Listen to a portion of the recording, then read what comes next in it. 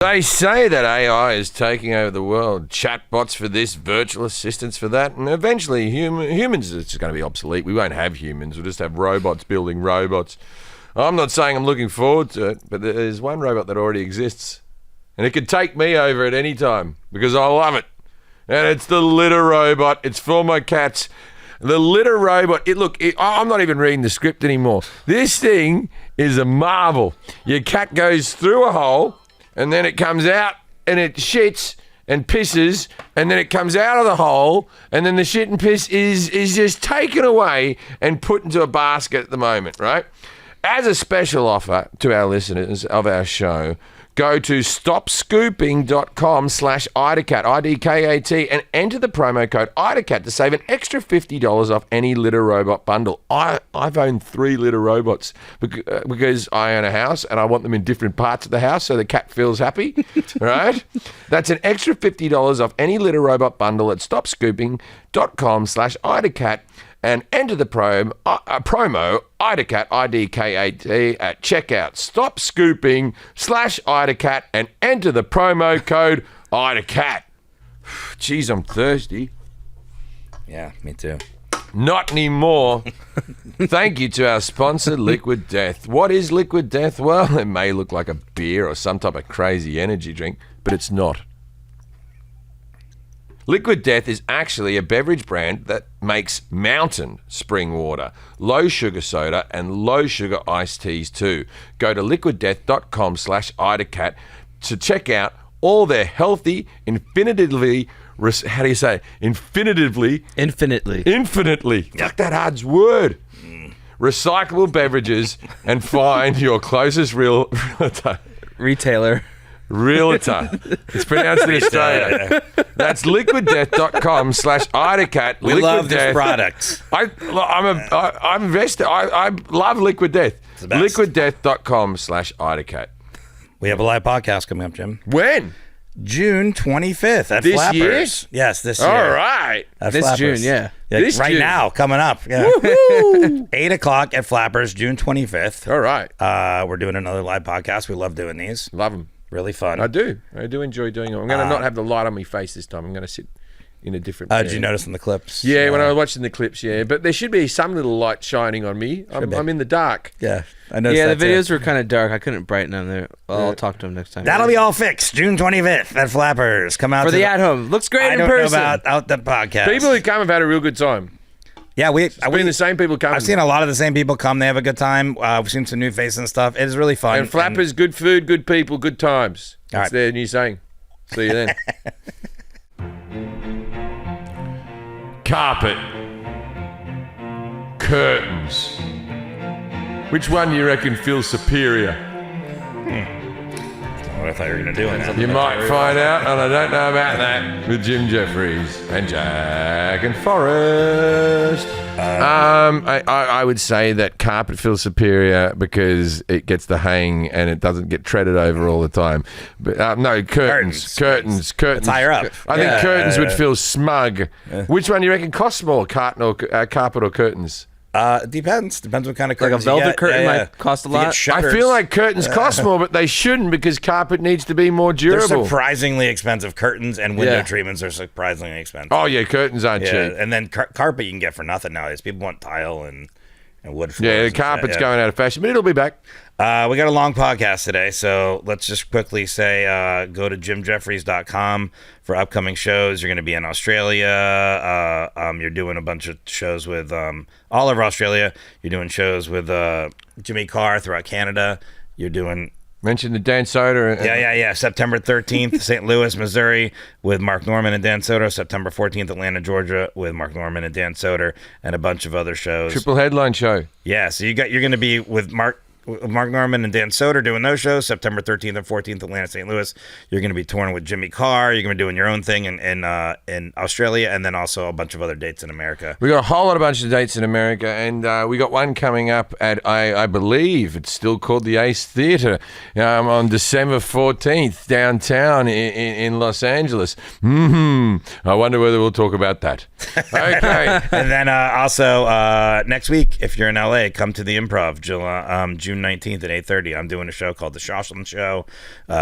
Jim might be on that. Who knows? The Doohickeys are definitely on it. Yeah, and come out to that show and go to forrestshaw.net. I've got shows all over the country: San Francisco, Sacramento, what have you. What's going All on? over the country. No, Florida, California. I'll throw out Florida, Texas, Mars. Austin, Yeah. Montreal. I just is on there. Boston. Just go to forrestshaw.net. I'll be all over the world. West Hollywood, North Hollywood. I'm doing it. Fuck off.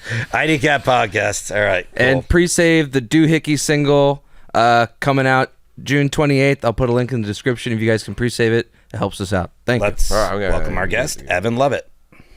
G'day, Evan. Now it's time to play. Yes, no. Yes, no. Yes, no. Yes, Maybe no. Judging a book by its cover.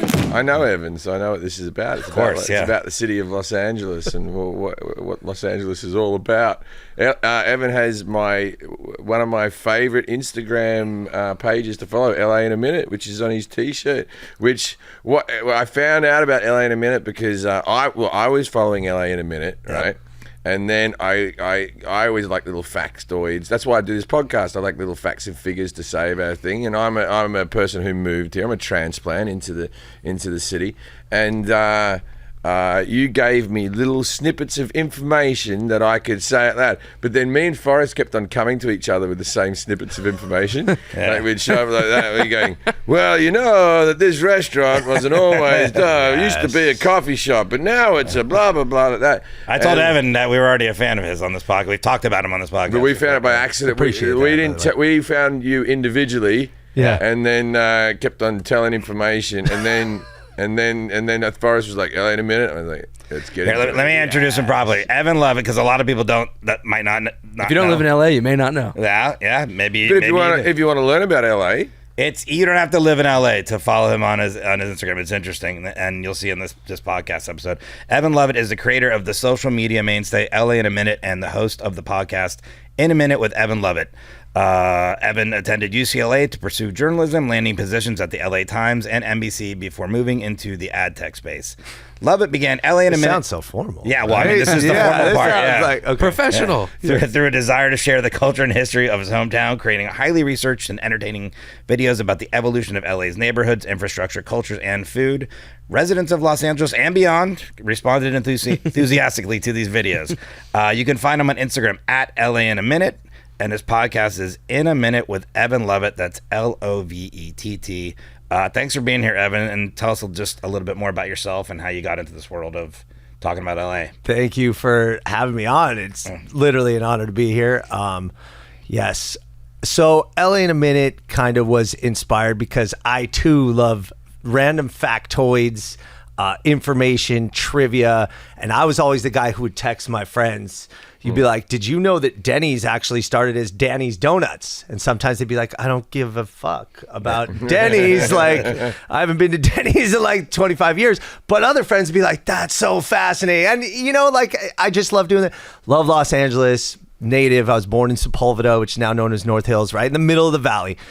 But I've just always been like infatuated with Los Angeles. My son grew up, got into screen time, discovered TikTok. I was like, you are staying so far away from TikTok.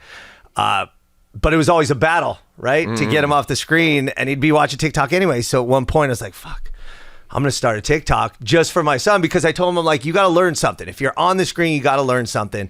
So I started this TikTok, which initially was covering like LA stories in a minute, like just random newspaper stuff.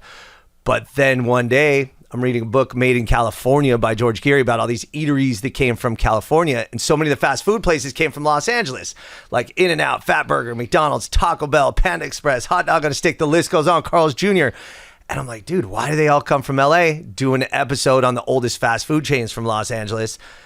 That kind of got a little bit of a following. Did Denny's come from LA? Denny's came from LA, came from Lakewood. Absolutely. Absolutely. But we're counting San Bernardino then as LA, right? No, because McDonald's, people say San Bernardino, but the first location was actually at the Monrovia Airport, which is in Los Angeles. So their father Their father opened. Mind blown. Get this. It was orange juice. They started in the orange juice business. I watched this documentary. Don't worry about that. I watched this. And then they couldn't get it underneath a bridge, one of their buildings or something. They were going to transport something, and then they had an orange juice stand, and it was for work. And they came out here for the movie business. Anyway, you know. Correct, you keep though. going. But in Los Angeles, because everybody says like McDonald's started in San Bernardino, which it's where it blew up and absolutely became McDonald's, because at first it was McDonald's barbecue and then became McDonald's. Barbecue, damn. Yeah, McDonald's barbecue, tri-tip, the whole deal. And then they're like, this takes too long. It's too time intensive, too expensive. That's why they have the McRib once a year. It took that long to smoke. Yeah. Because they got smokers out the back to make the McRib. So long story short, I love LA. I love discovering these factoids and information. Why is the LA River always dry? I walk across the LA River every day to the studio, and it's a concrete channel. And you're like, is this really a river? Like, why do they try to pretend like this is a river? But it really is, and it was so important to LA, and there's a reason why it's a concrete channel. So I love that stuff. People respond to it well. LA in a Minute developed like a good following, and I feel like we're uplifting Los Angeles, especially with this narrative of, negativity towards LA. There's a lot of rich history. I like it. I like LA. It's got its negatives, the taxes and the homeless, and they're the two things. That's true. That's the two things. But there's so many positives that outweigh. So many positives. And like my friend says, he's like, "Welcome to life in the big city. You want to go live in a small town?" This is the thing: it's not overpopulated because it's shit. Yeah. You know what I mean? Absolutely. There's not a lot of traffic because it's shit. I have friends that I have friends that lean the other way from me politically, and then they'll come to visit me and they'll be like, "Hey, I'll take them around and do like all sorts of fun shit and good fit. Like, this is pretty nice, man. I saw on the news it was going to be like just a war zone." I'm like, yeah, like exactly what you said. Yeah. You think this many people live here because it's fucking terrible? Like, No, we're sitting in traffic because it's good. Yeah. The weather. Well, okay. It's like you go to these buttfuck places where if you can park your car right out the front of your work without and you don't own a parking spot, your town sucks. Yeah. That's legit. If you only need 10 minutes to get to the airport, you just drive up to the door. Yeah, no problem. Yeah, your town sucks. So here's what we're gonna do, Evan. I'm gonna ask Jim a series of questions about LA. And at the end of him answering those, you're going to grade him on his accuracy 0 through 10. 10 being the best. Jackson will grade him on confidence. I'm going to grade him on how hungry I am. And we'll add those scores together. And then if you score 21 through 30, you're City of Angels. That's what I thought that was going to be one of the questions. 11 through 20, City of Smog. And 0 through 10, City of Endless Traffic. So you don't want that. Well, first question: what does Los Angeles mean in Spanish, and what is the full original name of the city? The full original name of the city. It's City of Angels. Yeah, and its full name was full original name. Yeah, the City of Angels. I'm serious. Yeah, in Spanish. Full name, How do you say that? Españolo es Los Angeles. Español. Taco. Okay. When was Los Angeles officially founded, and by whom? What do you mean, like when it became America, or before it was America? Like what? When the city was established. Yeah. I guess yeah. By the way, do I chime in? No. Okay. I have his answer. Because I almost want to individually grade. Yeah. Okay. After it won't take long. Okay. So it was originally owned by the Mexicans, and then it became owned by the Mexicans, the mafia, by Mexico, by Mexico, which is filled with Mexicans. Stop trying to make me sound racist. Because I'm not trying to make you sound racist. It was owned by the Mexicans. If I said the Aboriginals owned Australia, and then okay. It was like you made that joke on the Jim Jefferies show. You go, it's just racist just to go the Mexicans. It's racist to put the in front of things. It is true. I'm going to say, because my father's an 83-year-old man, and that's what he said. And he goes, I said, my dad was calling them Afro-Americans, right? He couldn't say African-Americans, but he's an 83-year Australian, so he was like trying to say the right words, right? And he goes, I met a nice Afro-American man. Yeah. And I just went, Dad, no, just African-American is fine. or just black is fine. Just you can say the word black. That's okay. And then he goes, all right, the black people. I said, I don't know why, but if you put the word "the" in front of things, it makes it racist. Yeah. I don't know why. It's that little touch, but it changes the whole dynamic. Proper addressing. So it was owned by Mexicans. So what? Just give me a year, and then there was a group of people that had a name. How about that? Yeah, okay. I'm going to say 1846. And the group of people were the Warner Brothers. That's a good guess. What is the significance of Olvera Street in Los Angeles? It used to be the main street. Olvera? Oh, it's where the water duct runs that we now get water from the hills from Mulholland.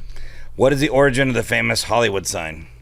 It was Hollywood land, and it was a real estate sign, and it was originally up there as a property development thing. And then it was they took the land down, and it just said Hollywood. And then into the 1970s, it went into complete disrepute, and it was just covered in graffiti, and there was letters falling down. But luckily, just let him say words. Luckily, we had Hugh Hefner who went forward to try to repair the Hollywood sign, and it has been to this day. And occasionally, people will go up there and change it to Hollyweed and stuff like that and try to do fun things, but now it is a well-protected landmark of the great cities of Los Angeles. Los Angeles is home to the largest historic theater district in the country. What is it called?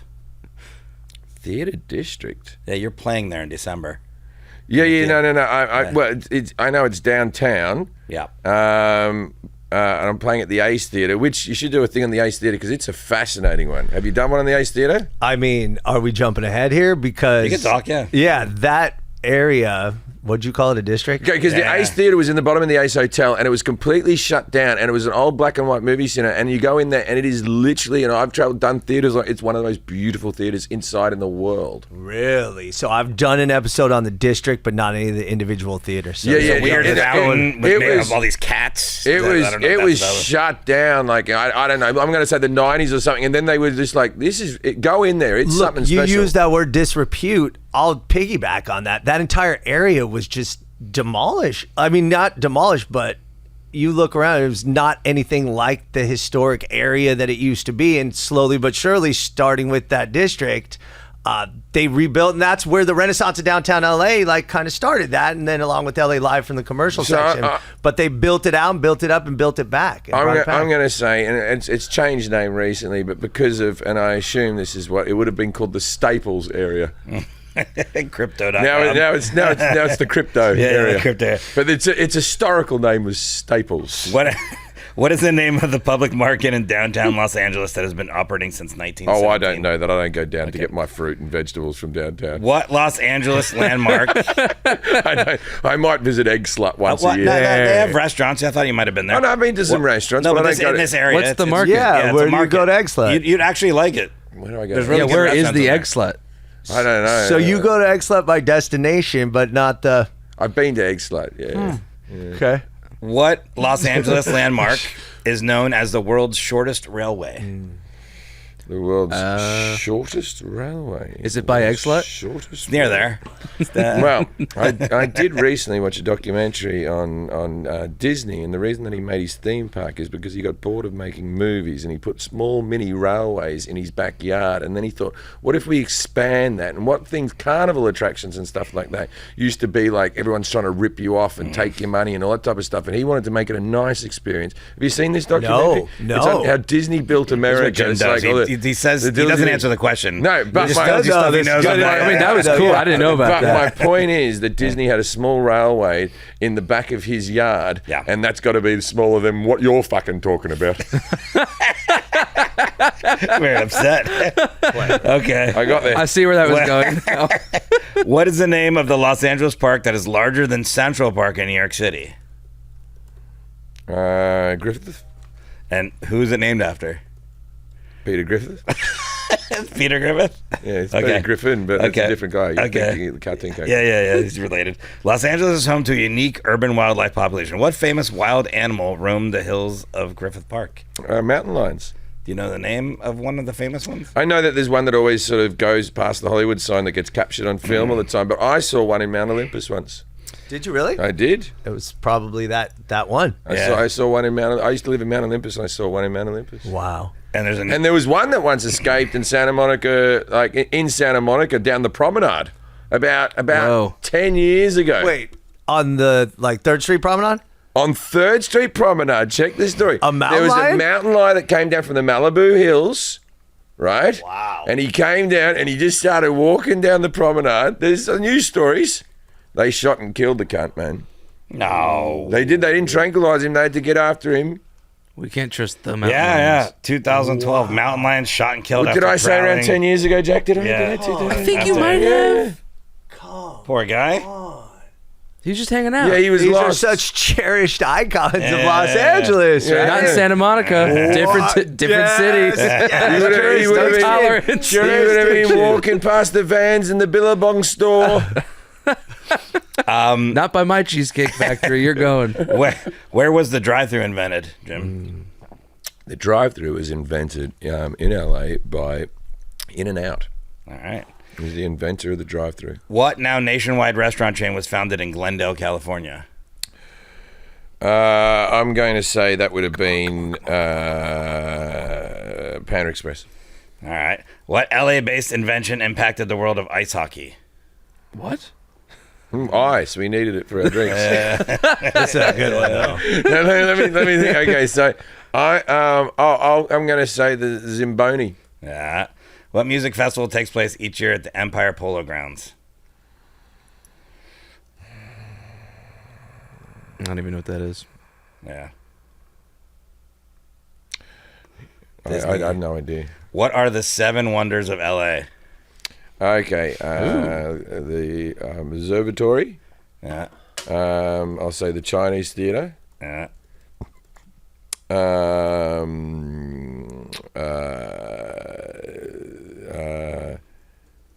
There's a happy ending massage parlor in Sherman Oaks that does a wonderful business. No, I don't know. I've never heard of the 7 Wonders. of Okay, LA. we'll find out. Yeah, that's something. And I don't have this as a question, but we will talk about Bill's Burgers. I'm sure it's a... Let's get into it. All right, and we can. There's so many other questions we can ask, but we'll just. I stop love here. Bill's We'll Burgers. stop. Bill's Burgers. The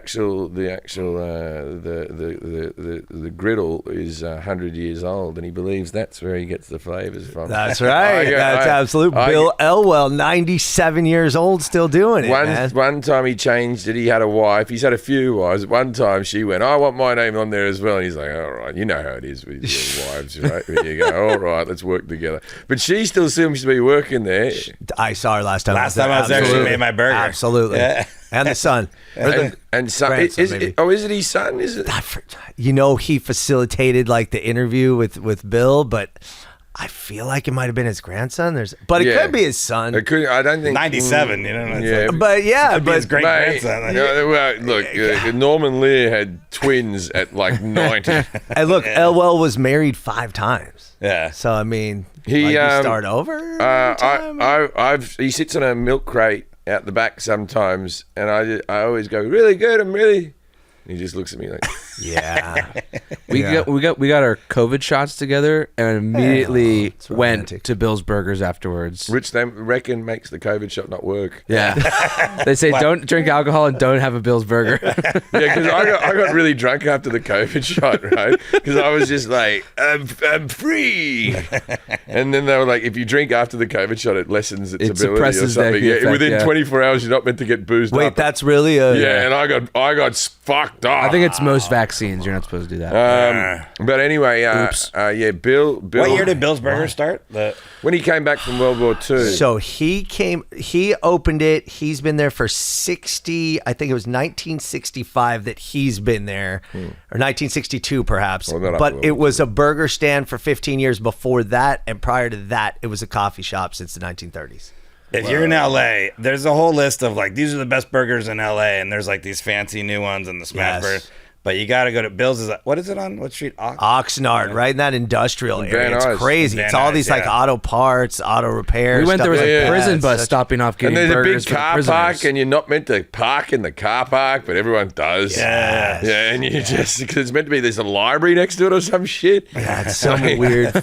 And then there's like drapery store, like all chemical upholsterer. Yeah, it's a. Is it open on Saturdays? It's think he's only open during the week, and now I'm not even sure he's open 5 days a week because He remember keeps it's on Tuesday putting, to he keeps on something. putting a bit of sticker over the top of the different things. Get there while he's still alive. Yes. I'm Yeah. assuming it'll stay Bill open, but you never Elwell. know. Absolutely. It's a good burger. It's a good burger, and it's like how much it's does it cool. cost? It's a little counter. Yeah, it's right cheap, there man. in Van Nuys. $7. It's cheap and it's good. And like you mentioned, LA's having this smash burger like movement, which is cool. They're good. They're fine. But like the classic burgers are the ones that really like define LA, like Apple Pan or I just even saw that video. Bob's- That was a good one. I Bob's love Apple Big Pan. Boy, Bill's Burger. I mean, like LA is the home of the burger. So I mean, like go respect the elders and the pioneers. Yeah. All right. Well, on these But questions, do you like heavy-handed? Just ate it heavy. Okay, so I ate there twice. So I guess that answers the question. It is heavy.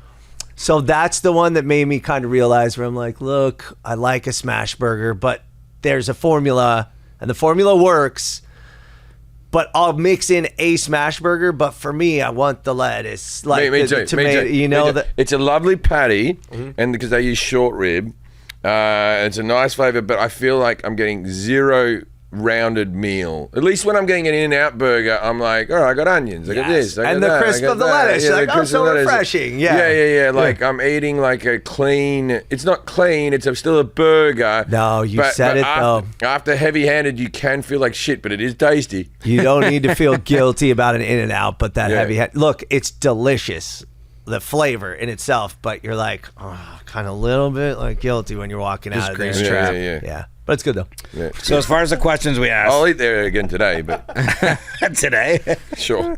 the other questions I asked about LA, how did Jim do 0 through 10? 10's the best. They're pretty good, I think. Wait, so 0 to 10. Overall, 10's the most accurate. And I mean, 0's the least. some he knocked out of the park. Yeah. All right. Is that it? There's more to LA than that. I know, but we're gonna. I'm sure you're gonna ask questions. We got. All right, okay. Like we just did Okay. 4 minutes on burgers. Yeah. Wait, what was the 0 to 30 scale you were talking Oh, about? that's because he's gonna grade him on confidence. You- I'm you grading. get 10, you get 10, you get 10. Okay. Oh man, because again, You're some doing you hit accuracy. verbatim. The Hollywood sign, I was like, you're just doing my episode right there. You I haven't nailed- seen that. I knew that one already. Hugh Hefner, though, that's a good pull, and people don't realize that. That's a good didn't one know right that. there. That's cool. Yeah, dude, thank you, Playboy. Truthfully, like 6.5. 6.5. Yeah. How do you do on confidence, Jack? Man, I mean, like that question that he answered was like really confident, but then like there's like 5 of them. He just goes, I don't know what you're talking about. Yeah. So Low 5. confidence. Well, I would have done. I thought there'd be more 11.5. things about the sporting teams. Like when the Dodgers came here. We can talk about it. Yeah. But we could but- also have Evan on again. There's so many, That's, LA part two. But I'm pretty hungry, so I'm gonna give you 10. So City of Angels, 20. You got 21. Nice. Yeah. Yeah, I did So the well. first question is, what does Los Angeles mean in Spanish, and what is the full or original name of the city? You said it means City of Angels, and then in the full name is I'm serious. City of Angels, Españolas Taco. How do you do there? Españolas Taco. Evan? Stumbled out of the gate. Sure. I'll be honest. Like I was a little bit concerned at that point how the overall score was going to be. So the name is El Pueblo de la Señora Nuestra Reina del Rio de Porciuncula.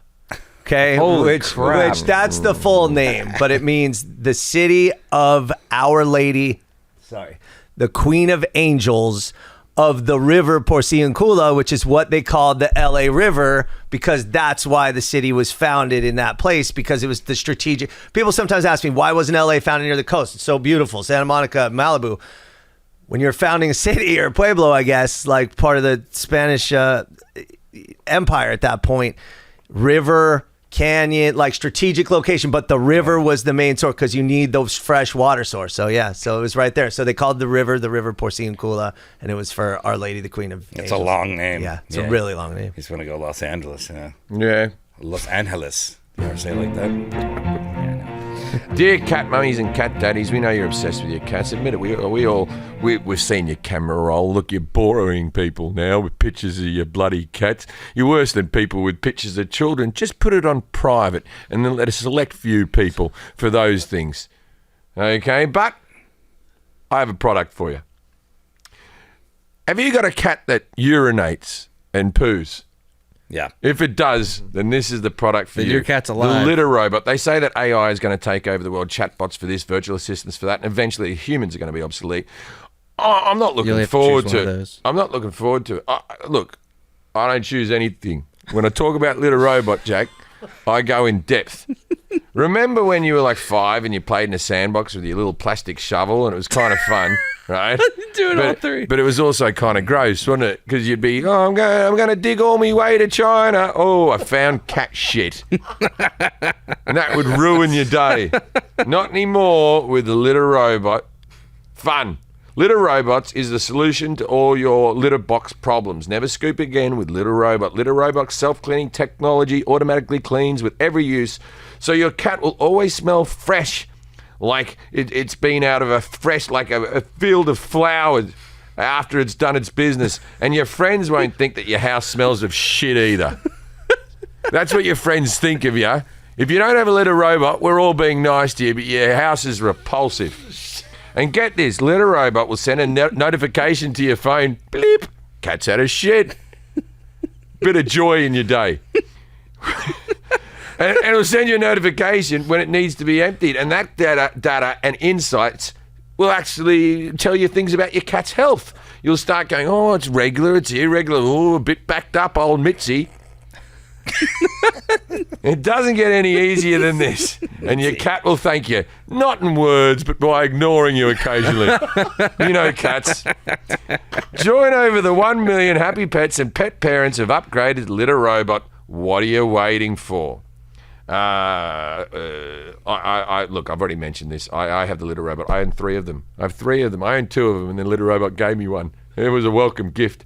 There's other promotional companies on this podcast that give me things all the time that I don't care for, but not Litter Robots. None that advertises through now. You know, the previous people. Yeah, we'll just cut that out. As a special offer to our listeners in our show, go to stopscooping.com/IdaCat and enter the promo code IdaCat to save $50, an extra $50, or the same $50 off a Litter Robot bundle. That's an extra $50 off any Litter Robot bundle at stopscooping/IdaCat and enter the promo code IdaCat at checkout. Stopscooping/IdaCat and enter the promo code IdaCat. Oh, now wow. you might be wondering what exactly is Liquid Death. Well, it might look like a beer or some type of crazy energy drink, but it's not. Liquid Death is actually a healthy beverage brand that makes mountain spring water, low soda sugars, low sugar sodas, and low sugar iced teas too.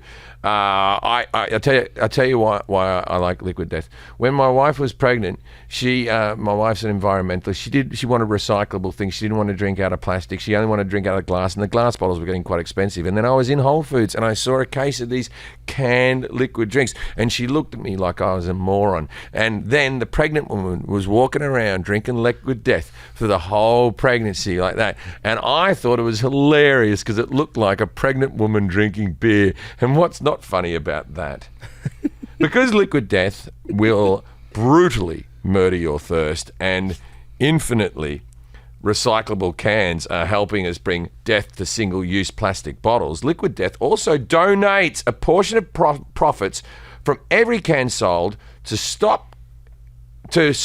every can sold to help kill plastic pollution. Aluminium. Fuck. You said that one right for your part of the world. Aluminium. No, I say aluminium. I didn't say aluminum like you. Like people. how it's spelled. Aluminum. Aluminium. God forbid. Aluminium is infinitely recyclable. Plastic is not.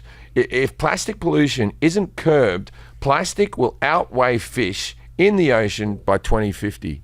By 2050. So not in our lifetime. Crack open. Yep. A can. Crack open this tells me to crack open a can and chug. Give me a new can, Jack. Yeah, we don't have new cans. You've been drinking it the whole podcast. Whoa, you pounded that. I could do with even more. My favourite liquid death is the water. I don't do the flavour. I'm strictly a water guy. Have you noticed how thin I've been getting? That's because liquid death and Ozempic. You can get shipping. Not anymore. You can get free shipping of liquid death's mountain water, flavoured sparkling, and iced tea packs from Amazon Prime, or you can grab a case at your local 7-Eleven, Target, Walmart, Whole Foods, or go to Instacart. Go to liquiddeath.com/IDK to check out their healthy, infinitely recyclable beverages and find your closest realtor. Retailer. That's liquiddeath.com/IDCAT, liquiddeath.com/IDCAT. Hey, Australia, you listening? It's in 7-Eleven Australia now. So go get it. That's where it's selling in Australia. It's just launched in Australia. Go to your realtor. It's awesome. It tastes great. It's mountain water. That one's amazing. It's European mountain water, man, and it's going to get. It's called the Dead Billionaire. It's essentially great. an Arnold Palmer. It's really fantastic. Lovely. When was when was LA officially founded by whom? Jim said the Mexicans, 1846, and then maybe the Warner Brothers had something to do with it. Okay, I started seeing a little bit of light at the end of the tunnel on that one because that was a pretty good guess. September 4th, 1781. So not bad in the scheme. In a relative scheme, it's like you're in the ballpark on that. Yeah. And that's like part of like the United States. So you brought up a good point. No, Yeah, so that's a great point. That's considered the city's founding, right? So it's founded by a group of 44 settlers called the Pobladores that represent 12 different families. And that's kind of a side interesting story. It was founded by Africans, Native Mexicans, Native Americans, and even a Filipino family. So Los Angeles from day one of its formal founding was like a bastion of diversity, which is like pretty fucking cool. That's awesome. Yeah, because that's like LA, most diverse city in the world. So yeah, your diverse minute where you talk about all the different expats there, and you mentioned Australians. There's a lot of us in here. I double checked that though. So London may have, according to some sources, more Australians than LA. What did I say when I was here? I was there going, no, you're wrong, because there's 250,000 Australians in London. So I saw 250,000 in UK. None of them are living outside of London, mate. I'm sorry. I lived in Manchester. I was the only one, and I lived there for 3 years. And people were like, "What are you doing here?" Like that, right? Like that. No, and they used to call Earl's Court Kangaroo Valley. Okay. And my parents, who are both Australians, met in London.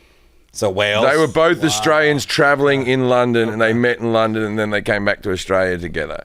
So LA be the second most populous city for. I believe that LA would be the second most, and also the number of Australians who live in England, because what happens, we have a reciprocal thing that when I was under 27, you can get a 2-year reciprocal visa back and forth. So English people can go work and live in Australia. We can go work and live in England. They give the same thing to the Canadians. Yeah. And then over the years, it changed to 1 year, and then it changed a bit longer. But when I was 27, it was a 2-year work visa. So you have a shit ton of Australians who are just there for a year, year and a half, 2 years. Right? Yeah. And so that sort of fudges the statistics. I think you'd probably have more stationary living people here in LA who have actually made the move. Right.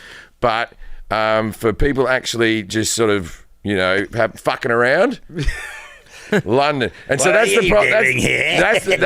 That's the problem with London as well, with Australians in London. So we all work behind the bars because you're not allowed to have jobs that progress your occupation because they don't want to take jobs away from the British people, blah, blah, blah. So we're all doing menial work, but they want nurses and they want construction workers and school teachers and all this type of stuff. They're bringing them over by labor the force. Yeah. But every bartender in Australia is South African, Australian, or British, or South African, Australian, or from New Zealand. And so when you first start doing stand-up comedy, the heckle that you get is, "Why are you behind the bar?" And some comedy clubs, I work behind the bar, so I actually had to go, and then go back there. That's my time. So, so LA is the most diverse city. Is that what? Or LA absolutely is the most diverse city. Yeah, it feels like it. I mean, Yeah. I grew up in Miami, which is diverse, but in a different way, and not as diverse. But Yeah. not as many different types of people. No, like not here even in close. LA, Not even More Mexicans than any city outside of Mexico. Salvadorians than any city outside of El Salvador. Thai people outside of Thailand. Armenians. Cambodians They- outside of they- Cambodia. Armenians, Persians. The list goes on. they've made like two things. there. Ugandans. Armenians and Persians. They just make up people to be here in LA from countries that don't even exist. Ugandans? Iranians. There you go. Yeah, Ugandans. Yeah, not one of our even- close family friends is Ugandan, man. Yeah. Yeah, it's because when I moved here, I'd always be like, see all the towns? They're like Filipino town, Yeah. Japan Filipinos, town, good one. Thai Sorry, town, like represent every Filipino. town. You're just like K town, obviously Koreans. Australians, we don't. Wait, get is there it. more we Koreans? don't get a bit. Yes, Koreans Yeah, as well. We have one restaurant. K town's huge. Outback. I'll say it again. I've said this for so many fucking years living in this country. I'm available. Outback Steakhouse. Who's the cunt you've got doing the voiceover? I don't know. I'll do it for the same price, whoever that fucker is. Like I must have Well, a you gotta more get cheaper. I must have a more known Australian voice than fucking the guys like, welcome to Outback Steakhouse. We got the bloomin' onion. That guy. Do you think that's a real? I mean, you would says- obviously know. No, Is it's a it real Australian okay, voice. It's a real okay. Australian That's what I would, because that would be really insulting. If we Toby do Ricketts. if we do a small social media campaign, I bet you can get it. Oh, for I just- sure. Hashtag something. There's Yeah. there's some they might be religious or something that they don't like me, but there's some reason. Just fake it. Where are they based? Are you looking at it right now? America, they're not. They've got nothing to do with But Australia. no, but where? I wonder what the headquarters are. I'm just curious. Oh, that would be Orlando. They're always Probably, yeah. Orlando. It says William All Snow. those big branches, they all like Olive Garden was Orlando. It is? right. Yeah, these perfect. things that Perfect. they just start off like everyone's flying in from all around the world. We'll just give you the world of restaurants. Like Epcot, but real, but Yeah, yeah. Tampa for Outback. Tampa, but I was close. Yeah, I was just close. down the highway. Just down the highway. I was close. Tampa is home, supports Outback, Carrabba's, Bonefish Grill, and Fleming's Prime Steakhouse. Fleming's. And That's pretty good list. the Bloomin' brands. Like Bloomin' Onion. Yeah. Bloomin' Brands International's Outback, Carrabba's, Bonefish Grill, and Fleming's is on Tampa. But you're right. Orlando's got so many. Like my friend built like was in construction. Well, they may not be the company starts out in Orlando, but they always put their first restaurant in Orlando because that's the best a test good market litmus test. from people all around the world. Yeah. Whether families are going to enjoy it because it's a family holiday destination. I Orlando. got my first fake ID confiscated in Orlando. Really? Yeah, I was from Mississippi, and the guy Said took Disney one in the look. corner. It was one look, and he took it. And then I booked it because I was like, I mean, you're young. I was like 18, so I was like, oh, no, Where were you trying to get the into? cops or something? I don't remember. Margaritaville? A club. So yeah, probably a club. So when was it founded as a city, Los Angeles, the United States? Like when? 1851. Okay. Yeah. Well, you were close to that one then. So, yeah. There you go. Well, so Australia. I found it. See, but you said 17 what? 17. 81. Okay, so Australia is 1788. Really? In its modern term, I don't want to get into with the Aboriginals versus the colonizers or whatever, but in modern Same conversation about Los Angeles, Yeah. though. Frankly, yeah. modern Australia started in 1788. The whole country. You just have one. The whole decade, huh? Yeah, the whole country. It's a great decade for this round table right here. And I think it was 1770 when Captain Cook actually went in there. You know, Captain Cook, his boat went in there, and then 1788 was when they brought the convicts over. Wow. So that's a real story. That's not apocryphal, huh? That's Let's get into it, right? So what happens is, People don't know they're listening at home. That's your catchphrase. that's your catchphrase, and you got to kick Let's your get head into into it. it. Yeah. Let's get into Let's- it, right? So well, it was a prison colony. And they just started in Sydney. Sydney Harbour was the start of it. So if you go down to the rocks and everything, no European had set foot on it prior.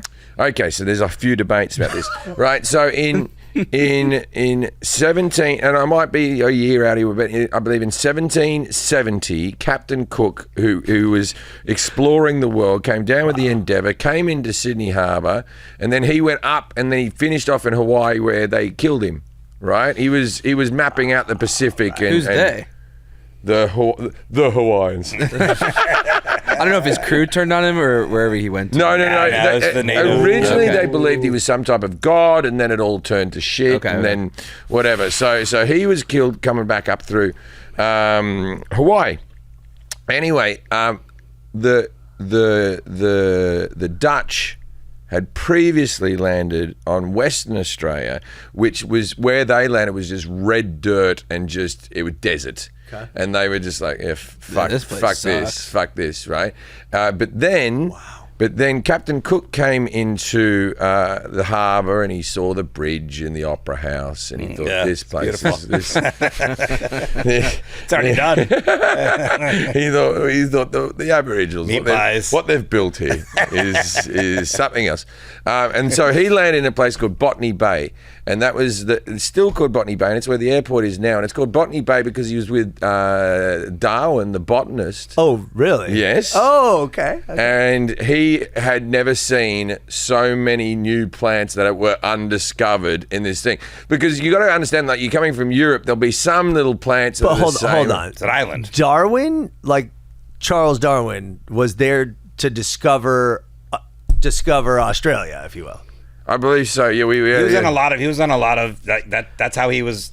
I mean, the theory of evolution was, he's traveling around on these ships. But wasn't that like Galapagos or something? I don't know. I'm getting all my stuff like. No, but he- I'm but he terrible. I was he traveled all terrible. over the world. Yeah, He was a But botanist. that seems like really significant on the resume, though. Like We have a they're city like, called Darwin.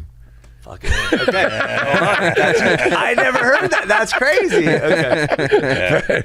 But anyway, so he was a botanist, and that's why it's called Botany Bay because of all the different plants. See, we're learning. Right, that's This is- what I'm about. we're breaking knowledge bread. Literally. knowledge bread. That's going to be our new slogan. Knowledge bread. What is the significance of Olvera Street in Los Angeles? Jim said this is where the water duct runs, the main street.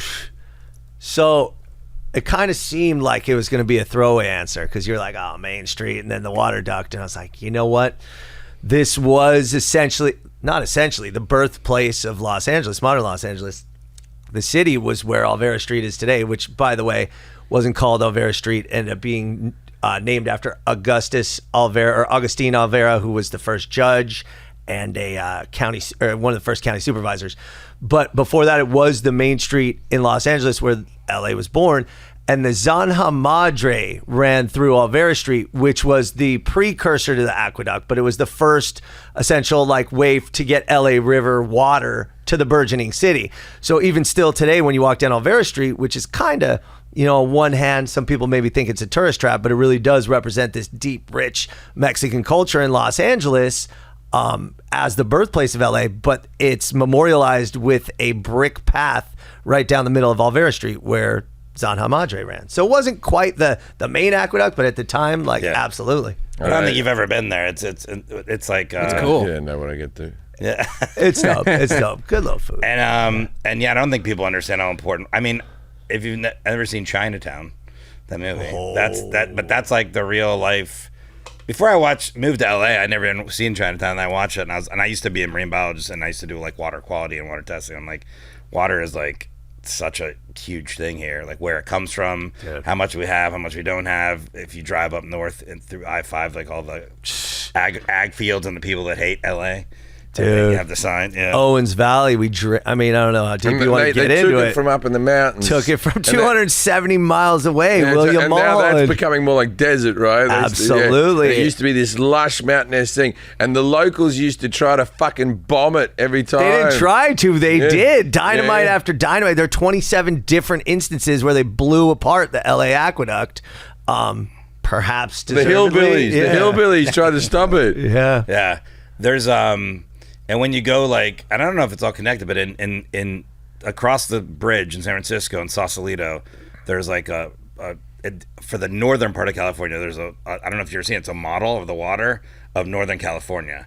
And it has the bay, but it has all the different canals and aqueducts and stuff up there. It's I'll send you a link to if you're ever up there and visit it.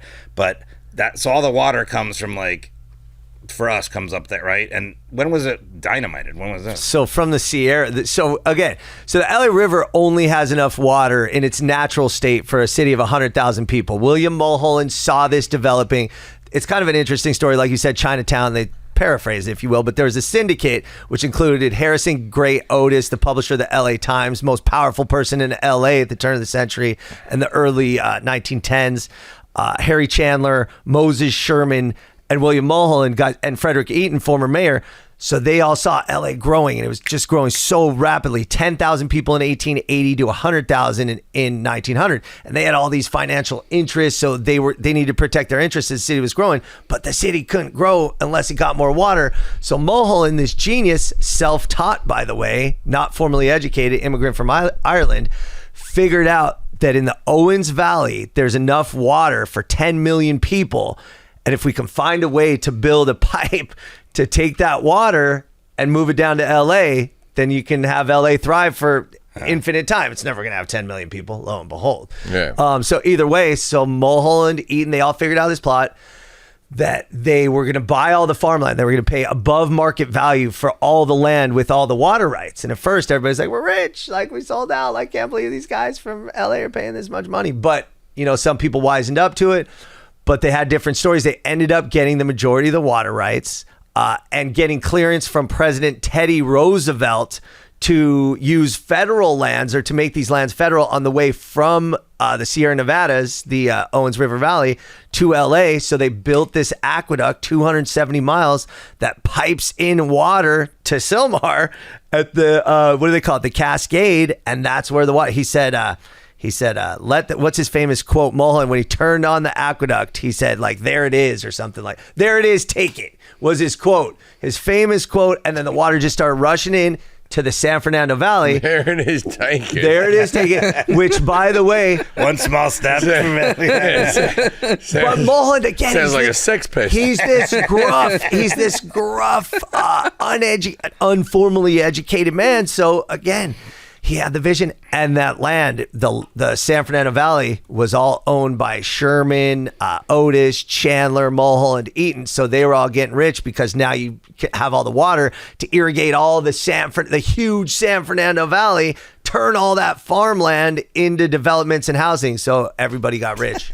Yeah. I'm just looking at the quote. There it is. It's like 2 sentences. There it is. Take it.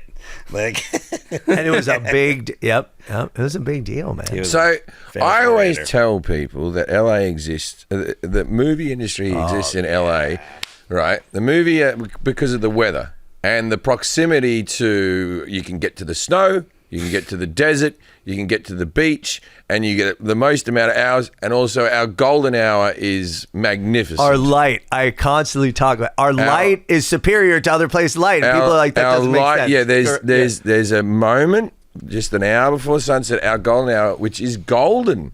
And in other cities, it doesn't quite have, there's a special light. No. And so the movie business is all about, we're losing light, we need light, where's the light, right? And so that's why we have the movie industry. So it's reliable climate, beautiful light, and proximity to any type of environment biomes, that you want to see. But look, I got to give one other reason, because movies were actually invented in New Jersey by Thomas Edison. By the way, we know Edison invented the light bulb, right? How many people are like, Edison invented another the movie? episode. Okay, we did an episode on movies. I don't know anything yet. But we did it. He wasn't interested in making motion pictures commercially. He was like, there's the technology, but he patented it and licensed it. So he wanted to pursue, or he had an army of lawyers, attorneys that would pursue people that made movies without giving him the proper royalties and licensing fees and all that, making it prohibitively expensive to, this is a nascent genre. Like, people you can't explore, you can't do projects unless you have some money. But he was on him, and he was on him. So people would get, you said proximity, all that is correct, but whatever the opposite of proximity, the furthest proximity away from Edison was the West Coast. So people were like, let's go as far away from this motherfucker as we can so he doesn't sue us, and so his attorneys don't sue us, until we have all this under our noses, all this under our belts, and we can start making money on these things, and then we could go at his attorneys. Oh. Yeah. So to get away from Edison and his motion picture burgeoning patent farm in New Jersey. Okay. So I'll do a little name drop. So one time Sean Penn came to one of my gigs, right? And afterwards he was there with his then wife, and I said, oh, you come over, you moved to LA to become a movie star? He goes, no, I grew up in Burbank, right? And Sean's older than me, so I thought I'd be a bit, cheeky and a bit rude. I go, oh, back when it was just orchards. And he goes, yeah, it was. So it was orchards and apple fields and shit like that in the valley. Am I right about that? Dude, the valley was, first it was the biggest wheat. Well, first it was nothing. When you see the old San Fernando Mission pics of the vast valley, it was not a proper climate and you guys see this during the summer in the valley, it's not a proper climate for much, like trees, shrubs, stuff like that, grassland, chaparral, they call it. But then when the agriculture started, they figured out that they could do wheat. So Isaac Lankershim and Isaac Newton Van Nuys, These are all people. Were these wheat All barons? the streets in LA. Yeah. These are wheat barons of the San Fernando Valley, and they were the biggest exporters of wheat in the world for about a decade until a drought. Oh, and I forgot there. It was a cattle ranch, like the rancheros, the Mexicans, when they made it. We were the biggest cattle exporting area in the entire world when people start really getting into red meat. But LA was powerhouse. Then it turned into wheat in the valley. But then, exactly like you said, orchards made more money. Oranges were the primary crop. But you had everything. And the irony is that everything can grow here in LA, which is, again, I always use that as a metaphor for the culture and the people and all this kind of stuff. But it's true. You can plant any kind of seeds, any plant, and grow it here. But oranges were making the most money, but they had apples, figs, you name it. I mean, I have 2 orange trees in my yard, and I wonder if it's left over from the orchard time. There are a lot of Glendale, so I'm right next door. Remember my backyard had that orange tree, Yeah. that giant one. Because the guy that took care of my yard, he goes, this is one. It was a giant one. It's huge. He said you can't get them like this anymore. Yes. He goes, this is an ancient one, but old from a holdover. Because it just produced 365 24/7. This thing, it was That's so cool. Well, it's because it's quite a young city. We went all the way back to the 1700s when it was founded and all that type of stuff. But modern day LA is constantly expanding and all that type of stuff. Even if you go down to the Sherman Oaks Galleria, they have photos of Sherman Oaks before the Galleria is there and stuff like that. And you're like, that's the. And then there's the intersection Laurel Canyon and Ventura, and it's just like a gas station and a thing. I go, that's where my Mencino Farms is. yes. Yeah. And that exact area that you're talking about used to be a sheep ranch. Yeah. Right before the initial development. All right. I've watched all the PBS documentaries, and I have a coffee table book of all sort of stuff. So I'm going to test you on things, even though I didn't know what the topic was going to be when I got here. Blah blah blah blah blah. Right now, what was the Beverly Center originally? Beverly Center, I think, was Beverly Park, which was a theme park or amusement park. Yes, but the actual bit where the Beverly Center was the petting zoo. Oh, and by the way, wow. Earlier when we were talking about Disney as well, Walt Disney visited Beverly Park, which was that amusement park right there, and that was the aha moment that he was like, dude, this, because it was a really popular amusement park, and he's like, that's when Disneyland popped into his head, so that's an influence. Yeah, you got to watch this. Okay, so it's how Disney built America, and there's several different episodes of, this is how he made Snow White, and this is how he made Mickey, have sound attached. All that. But the best episode is how Disneyland was made and how many banks he had to fucking go to and how many fucking things he had to and people were just like, we make movies, why no one wants to go to carnivals. And there was Tivoli in Denmark that he sort of liked. But every other theme park used to be at the end of a tram line. That's why if you're in Jersey or Coney Island or whatever, it's at the end of a train line.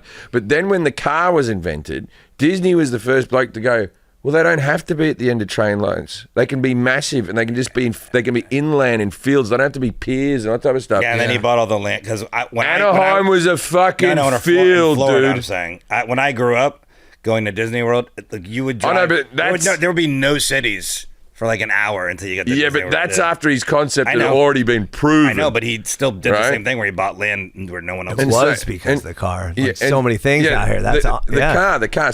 So he went out to Anaheim and just saw all this fucking farmland. Yeah. And was just like, all right, we're going to build a park here. And then he was the first one where they were like, normally they were like, you buy a spinning machine, you buy this, right?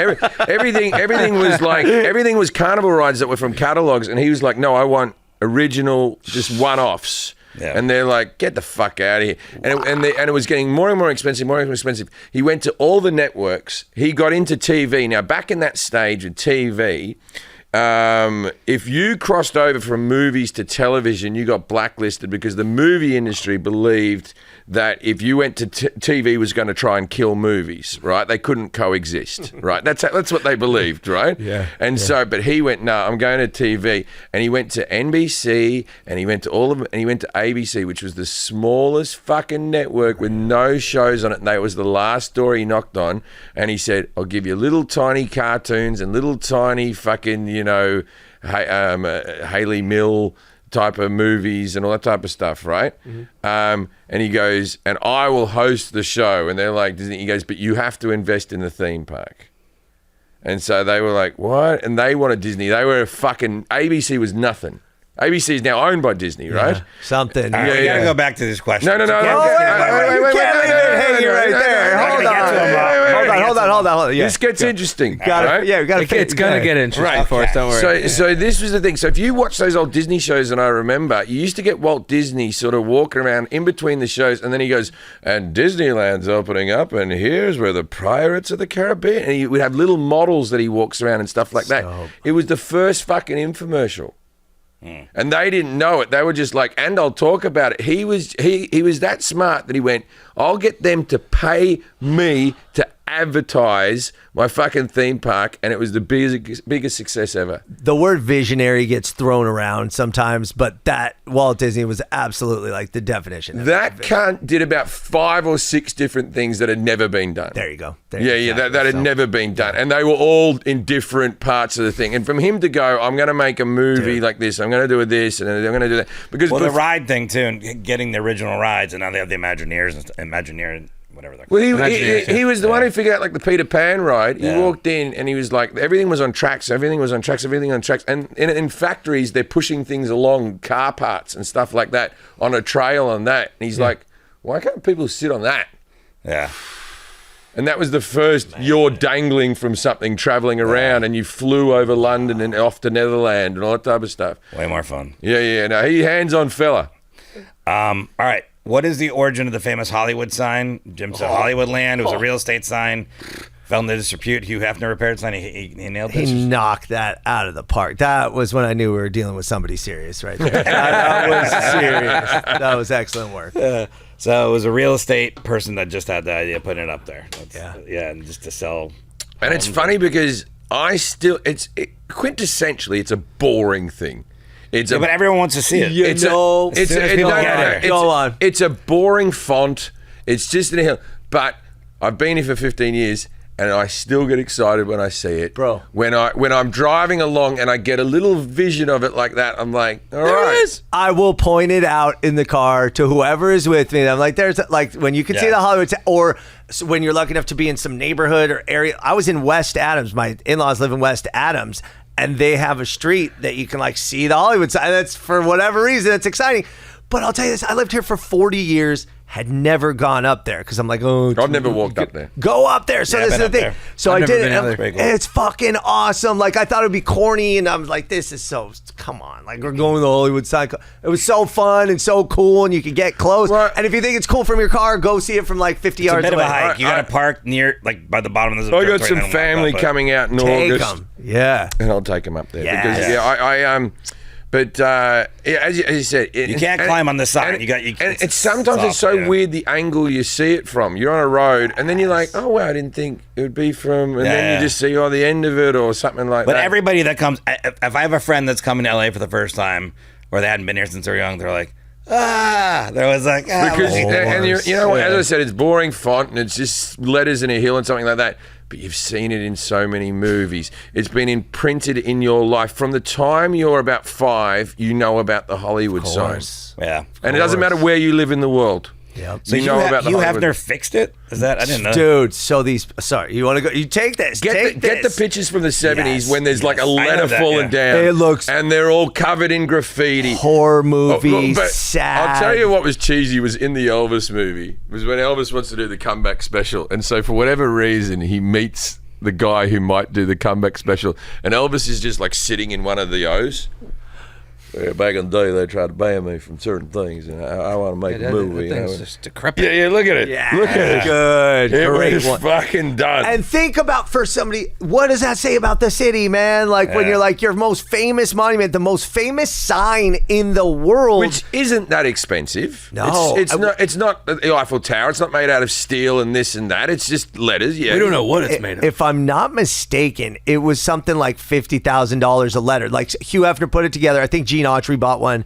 I think Alice Cooper might have bought one, but it was like $50,000, and it was 1978. So I know that's a different number, but even still, that's probably 150 good. like if they redid it now and they were like $1 million a letter, you'd be like, that's. People would jump on it. Yes, People would jump exactly. to it, Where yeah. you're like, of course, I sponsored the fucking D and Yeah, Hollywood. I own the O. Yeah, And who does it now? Who keeps? I think. Oh, okay. Our property taxes are very expensive. If they don't fix the fucking Hollywood sign, you'll hear about it from me. Yeah. I'm not paying this much in property tax, and you don't keep the Hollywood sign looking nice. Yeah. I know the Hollywood Chamber of Commerce has some sort of. This I'm just Googling, so I don't know. thank But you. it Yeah. says the Hollywood Sign Trust, a non-profit organization, is responsible for preserving, protecting, and promoting Trust. the sign. They clean it occasionally, and yeah. There you All right. go. All right. But you know what I like about LA as well is when it's been defaced maybe 5 or 6 times, like with the when I moved, there was Hollyweed. Hollyweed's the But popular way. they didn't actually. They just actually put a piece of tarp over it. Put a bit of tarp and a thing, and then add a bit of cross. Yeah. Add a bit. Yeah. It's not a hard. They did a good job of not defacing. Oh like, no! defiling it. Once Yeah. you could go up there and fix it very quickly. It wasn't the end of the world. And this is what I like about LA people.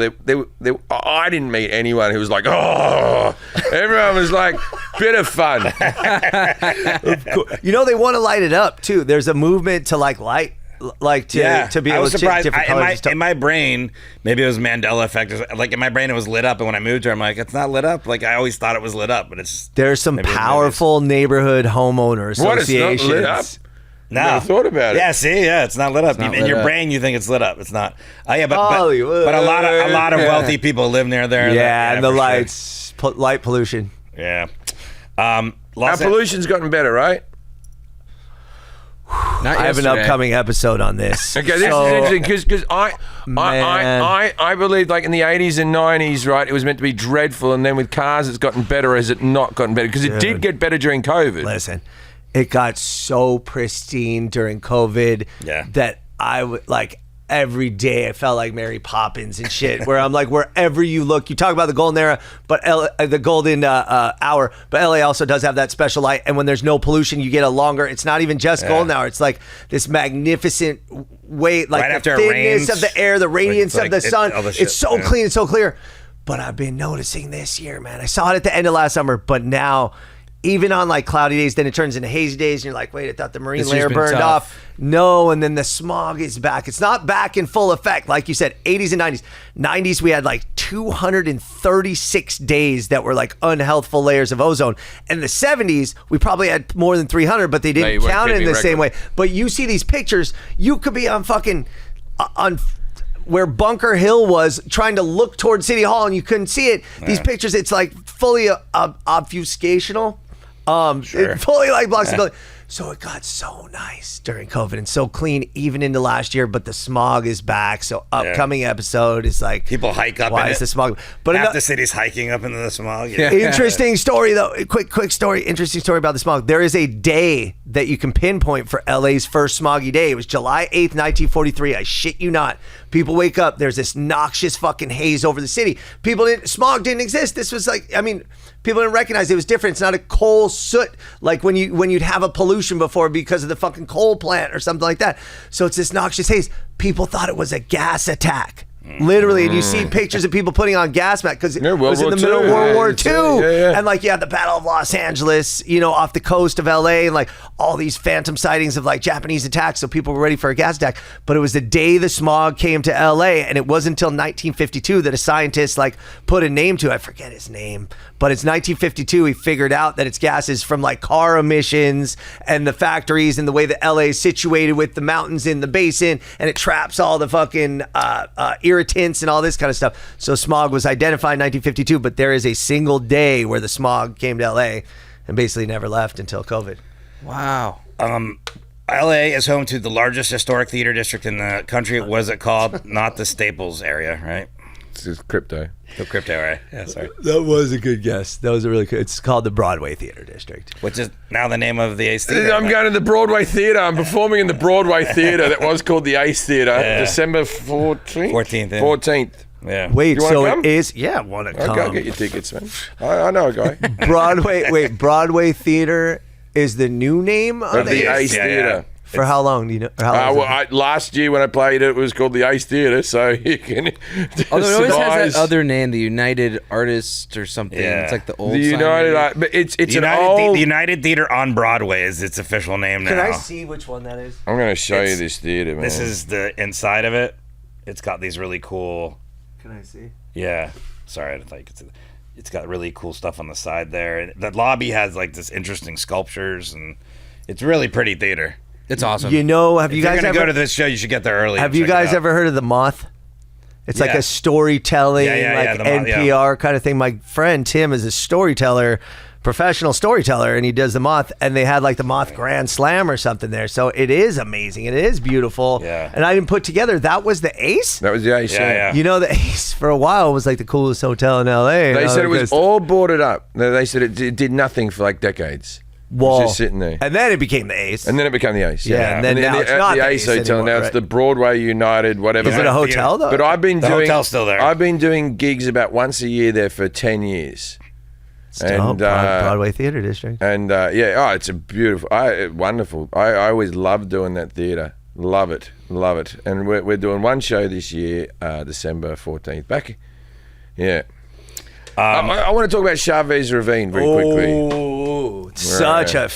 I've not This done is a- anything more polarizing. This is a controversial thing. Without- Tell people what it is, because people don't Without- know. actually talking about Chavez politics. Ravine, which I always find weird because it feels like it's a mountain, not a ravine. Brilliant. Right? So Chavez Ravine is where Dodger Stadium is, which, by the way, is for, I only say these things for the Australian and British listeners that listen to the podcast, is the third oldest baseball stadium in America behind Fenway and Wrigley Field. There was other places, Yankee Stadium, but they've all been changed. Totally. And those three stadiums are going fucking nowhere. Yeah. They're here for the long haul. No one beyond wants to change. landmark status. Yeah, Like, yeah. absolutely. And I know it's gone through. Dodger Stadium has gone through shit times and times when, but they always revamp it, redo it. At the moment, it's pristine. It's lovely right now. The things they've done to it, it's the best. The area that used to be the Keeps getting smoking area is now like City Walk out fucking in front of Oh yeah, they put all the new restaurants, all the and really good restaurants and stuff, yeah. kids play equipment and stuff, and that used to be Helmet-based just foods. that was literally just the smoking area 5 years ago, Yeah, and right? And so Chavez Ravine, and also incidentally, that was one of the Disney options, but it would looked at that as one of his options for great Disney, factoid. right? Yeah.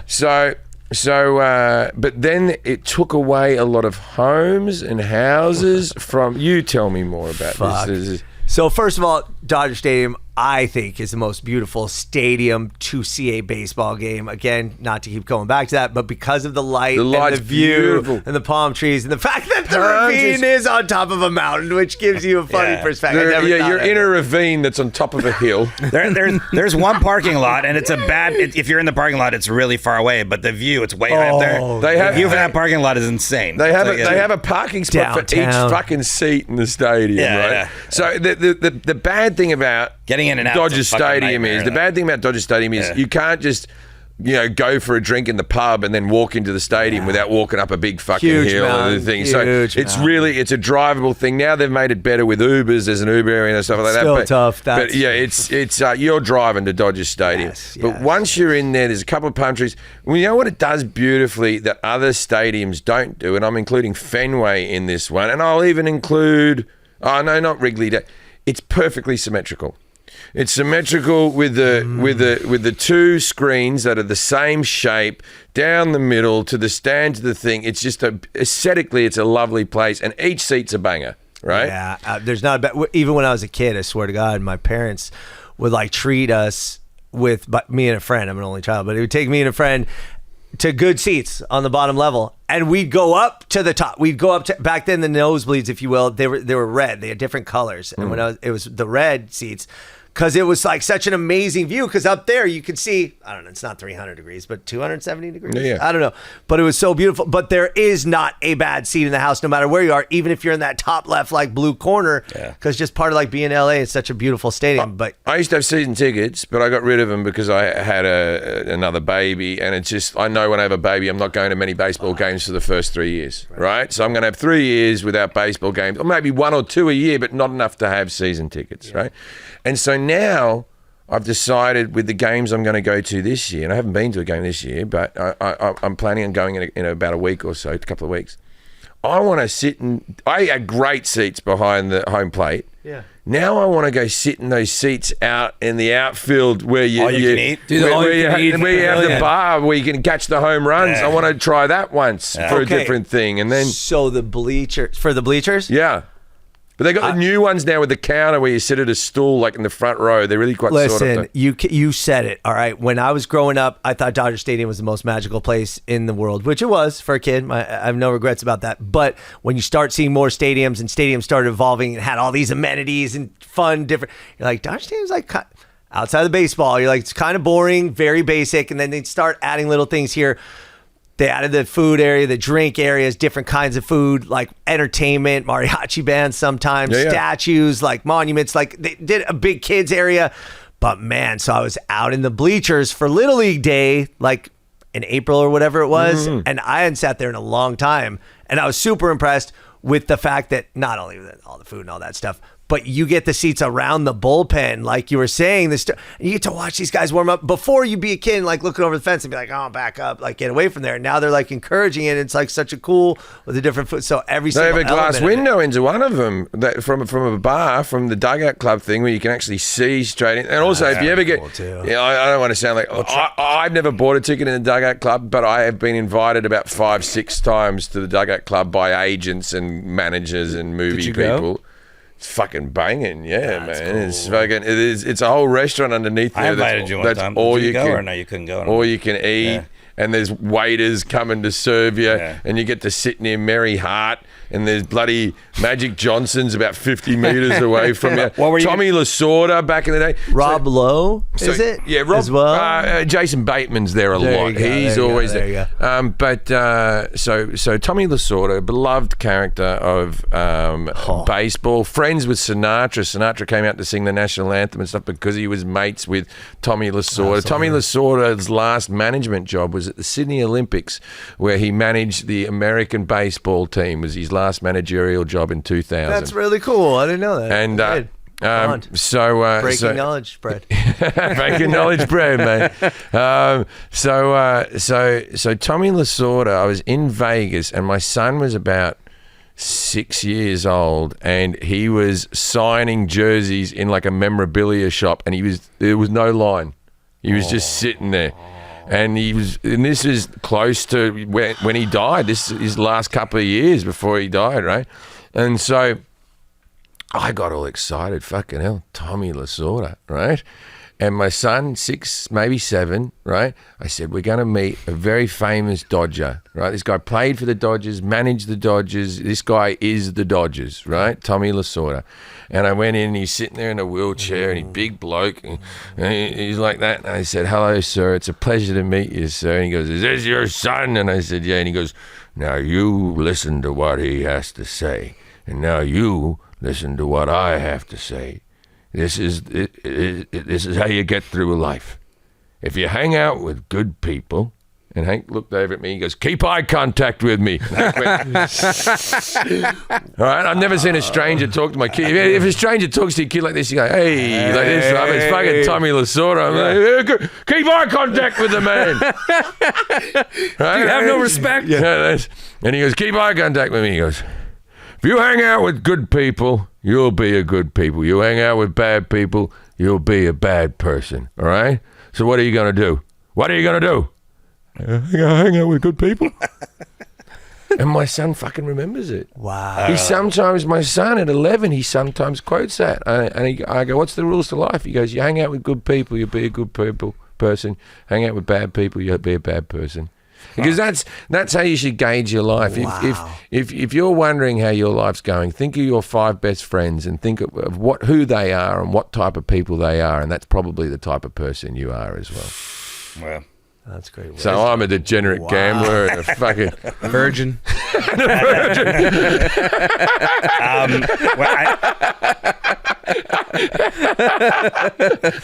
I've never heard Jack say that. Three times. We're going to run out of time, but He's real been quick, a virgin 3 times. Real quick, the Chavez Ravine. We never said what that. So Chavez Ravine, there were 3 existing communities, La Loma, Palo Verde, and Bishop. And they were thriving Latino communities, which the city had wanted to condemn for being quote unquote blighted. And they were going to quote upgrade it and turn it into an upscale housing project. There were protests, there were debates. The community obviously was against it because they were going to be relocated through eminent domain, which is when the government pays fair market value for your property, but they basically force you to sell, right? Like that's what, and then we're going to give you fair market value. So you're uprooting all these lives and all this heritage. Well, that didn't go through. And what ended up happening is Peter O'Malley, who was Peter O'Malley, the dad, was looking to potentially move the team, not necessarily the Dodgers, not necessarily out of Brooklyn, but into a nicer stadium in Brooklyn. If I'm not mistaken, he wanted them to build the first dome in baseball. Don't quote me on that, but I think one way or another, the powers that be in New York didn't fund the stadium, and he threatened to move the team because he was having dalliances with Los Angeles. And it turned out that this space, Chavez Ravine, where those 3 communities were located, well, they were already ready to go through with eminent domain. And Los Angeles, being such a young city, didn't really have any professional sports teams, even though the LA Rams had been out there. A lot of people don't realize the LA Rams were actually the first professional team. But the NFL wasn't extant yet. It was the football wasn't quite what it was. College football was still bigger than pro football. So even though the Rams were there, it didn't have the same cachet that like Major League Baseball come to LA did, because baseball was everything, the American pastime. So LA pushed pretty aggressively. There was a councilwoman, I forget her name. I wish I knew it offhand. She recently passed away too. I should totally know it. Anyway, she was really responsible for writing letters and trying to sort of, force the Dodgers' hand. So they presented this Chavez Ravine scenario, had the voters vote on it. Of course, the voters wanted big league baseball, and then so eminent domain proceeded. And all the families, except for something like 26 families, accepted the offer, but those remaining families had to be like dragged out, their homes bulldozed right in front of their eyes. There are these pictures of them literally like physically dragging people out of their homes to build this beautiful monument. So I hope you enjoy it when you go. Right where the bobbleheads Wait, are. and one last stat. To this day, and you wonder what, there's not a curse, at least I do. There's an elementary school buried under where the third base foul territory is, where as soon as they got all the people out, they didn't even bulldoze all of it. They were just like, fuck it, like cover it up. Let's just fill that shit with fucking sand and cement. Yeah. So to this day, like. And for the Australian and British listeners, the Dodgers were called after trolley Dodgers because Brooklyn used to have a lot of trams. Which also sounds like a slur, doesn't it? Trolley Dodger? Fucking, yeah. You don't want to go over there. A bunch of fucking trolley Dodgers. I dated a girl, fucking trolley Dodger, I tell you. But the teams were so weird. How about this? Dodgers were also called the Bridegrooms. The Brooklyn Bridegrooms was their real team name. They're the Brooklyn Bridegrooms. Progressive. Yeah. All right, we gotta answer these questions before I get to it. So, the name of the public market in downtown Los Angeles has been operating since 1917. Jim didn't know. Egg Slut. You had it. It's right It's called Eggs. It was Egg Slut. Grand Central Market. Grand Central. You'd Market. like it. There's lots of I've good been eateries there. and I just stuff. couldn't click the name in my head there. What Los Angeles landmark is known as the world's shortest railway? Jim went on a Disney thing. So Disney's train, his definitely backyard. there's a Disney one. It was very close. It's called Angel's Flight. Interesting fact, by the way, is the founder of it was a private funicular. It's a railway, but it's technically called funicular. Gravity across or from Grand something. I Central. don't Yeah, understand. they go up the, right the next to it. mountains. Yeah. So it was for Bunker Hill, which was an elite neighborhood in Los Angeles, and for people to carry their groceries, they couldn't be bothered to walk up these stairs, so they had the funicular. But the man who founded it, I think his name was A.W. Eddy. Don't quote me on that, but I always find this a weird connection. He was a colonel in the Union Army that was personally like I don't know words. I apologize, but he was friends with Abraham Lincoln, and like to me, like it's funny that you never think of Los Angeles having like a direct Abraham Lincoln connection. So yeah, Angel's It still Flight. works, right? Yeah, It's it's still- still. it's Well, like it in was Chinatown, right? It's dismantled like, when they tore down Bunker Hill. So Bunker Hill became blighted and all this. Oh man, those pictures are beautiful. Bunker Hill was one of LA's like most elite neighborhoods. Then there was Flight outside of downtown suburbia, and Bunker Hill got gutted and it turned into like drugs and prostitution and blah blah blah, all that stuff. So LA in urban renewal demolished all of Bunker Hill to build what they thought was going to be their main downtown. It ended up taking them like 40, 50 years. But during that demolishment, they took down Angel's Flight. So they put Angel's Flight back up around like 98 or something like that. So it wasn't continuous, even though it was built in Yeah, like, because I've seen people riding it. no, Pictures now really it's at- that proud. yeah. You see it in Connolly. Connolly's work, Bosch, Link, mostly in Bosch, if you will. yeah. There's La a lot La of Land legend. has it. Yeah. What was that? La La Land. There you go. Yeah. Perry Mason. Perry Mason. All right. What is the name of the Los Angeles park that's larger than Central Park in New York City? Griffith Park. He said it was named after Peter Griffith, though. So close. Different guy. So close. It is Griffith Park. It was named after Griffith J. Griffith. Yes, who made his money, I believe, in mining. That would have been one of my comedy names that I would have picked. Ended up owning an ostrich farm. He was going to traffic in ostrich apparel, which was apparently in style in the 1890s. Ended up shooting his wife in the face, getting convicted, Phil and Spectoring the whole and thing. serving only 2.5 years in San Quentin. But he bequeathed the land to the city and the money and all this to build the observatory and have this great big park, which ended up being a pretty.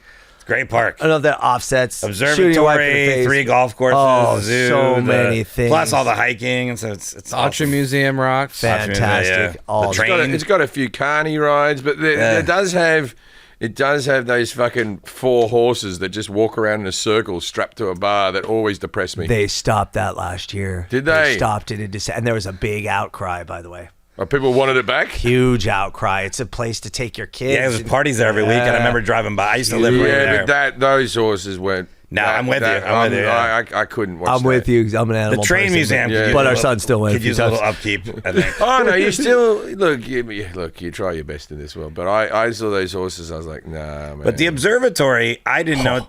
Just going down to the bowels of it too is really cool too, where you can weigh yourself on different planets and the whole. That it's really observatory cool. is amazing. Yeah, it's really cool. It was the first one for the people in the entire world. Really, he Mm. was like that was one of his visions, one of his dreams. Oh, he built it too, Griffin. He didn't build it. He bequeathed it and Yeah. said that if you guys are going to take this land and my Yeah, I money, shot my then wife that- in the face, but here you go. All right, so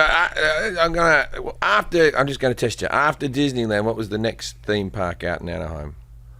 I mean, I know Marineland was out in that part of town, Knott's Berry Farm. I would say Knott's Berry Farm. 19 I didn't know. I was just hoping you knew. you know, He's quizzing you, but he doesn't have the answer. Yeah. Knott's Berry Farm. I want to say it was 1946, which might predate Disneyland. I don't know the opening. And date, Universal but it Studios. was How long different was it a thing 'cause was studio actually before big. they slapped the Fuck thumb back Universal on? Studios? How funny. They used to give they were the first studio to give their tram rides for 25 cents, and they'd also give you a fried chicken meal while you were on the tram. So, but what was the question? How long was it? I'll tell you, I've got a tram ride story. Okay, Yes. right. So I, for a short time there, I had a sitcom at NBC that got cancelled because of COVID. But we had a whole studio, a set. I used to walk. I walked from the studio through the square from Back to the Future to get to my car. Like fun things like that, man. You know. awesome. And me and Jack we were going to be workers on the Universal lot. I went there every day, even if we didn't have to work. I just liked Yeah, existing there. we had a pass. I could just. It's cool. Yeah. So anyway, so I get called in. Now it turned out that the head of comedy for NBC was a British guy who had watched me do stand up back in London. You know, he had followed me since I was 20, and When you were barkeep. yeah, exactly. And so he was like, he's like, hey, like I got a phone call from my management where they were surprised. NBC have asked to see you, right? I'm like, Am I in trouble? yeah, NBC Universal, you've asked to see. So I go down to the Universal lot. I'm driving in there like this, and I walk in, and I sit down. The guy's like, how would you like to do a sitcom, like a multicam? I want to bring back multicams. And I'm like, what the fuck's going on here? Like that. And I'm like, sure. Yeah, I'll do that, right? Because I've been for a lot of general meetings in my day, right? Yeah. And so I get in the car. Now, often the problem that if you work on the studio lot at Universal, sometimes you'll be late for work because you're behind one of those trams. Because they use the same roads that the workers use. Those right? things are huge and always in the way. And they're there and they're stopping and over there they're No filming blah blah shit. blah and over there. So you're behind them like this. Oh, I'm late for work. I've got to stay behind the tourist tram, right? And you can't just like pull your car because it's like meant to be like 5 miles an hour. You can't just go past fucking Hitchcock's office, right? You know, you're passing DreamWorks. You're passing all these type of things, right? Yeah. So I'm driving along. So I get out of this meeting, I get in my car, and I ring Kate at that stage. I think it was, I had a girlfriend at that stage, right? So I was in between people, and I rang my girlfriend up, and I was like, "This, I've just gotten off the phone with, I've just gotten out of a meeting with Universal." And I'm following this tram, this fucking tram, but I'm on my phone, like just not paying attention. I go, I just got off this fucking call. I just got out of this meeting, and Universal's gonna give me a sitcom. And she's like, that's amazing. I go, I don't know what the fuck's going on. Like, I'm a sweary comic, and they want to give me a multicam. This is brilliant, right? I'm driving along, and so now I'm just blindly following this tram at 5 miles an hour. I find myself driving into King Kong. I've gotten completely stuck, and there's another tram behind me. I'm sandwiched between two of the tourist trams. I've gotten lost on the Universal lot. My Challenger is in between. It's in between two fucking. I might have even been on the phone with Forrest. I don't know. I was on the phone to someone, right? And it's like this. You're inside the King Kong thing? No, I was going into the door, but then the tracks hook the trams up and the whole thing goes like that way. It's 3D and all that type of stuff. I had to apologize to all the fucking tourists in the tram behind me while they slightly backed up while I did a 3-point turn. Sorry, everyone. No, I did something worse, though. What? We had a golf cart, so I was taking Kelly around, showing her the... Yeah, Jack had a golf cart that was given to him on a Yeah. lot of Universals. He was just, every day we go, where's Jack? And he'd be, I'm just taking some other friend, like, you gotta come while I have the opportunity. So we Back go to to the the future. we go to the what was the Good Place set, and I park. Yeah, the it's cart. like the good places. Little, Europe. it's little Europe. It's meant to look like France or whatever at any given time. So I parked the cart that seemed like in a totally normal spot outside of the lines of the trams. Seemed like it was totally fine. We go in and we're looking at like the frozen yogurt signs from Good Place. You held up the whole tour. Were you fucking illegally parked? Yeah. I backed up 3 trams because they couldn't make the turn, and I come back out and there's a guy trying to push the cart, and I run up. I go, "Oh my god, I'm so sorry," and he goes, "No, I'm sorry. I don't want to be a bother." I'm like, "You're fine," and I just like peel out of there. I'm like, "Oh my god!"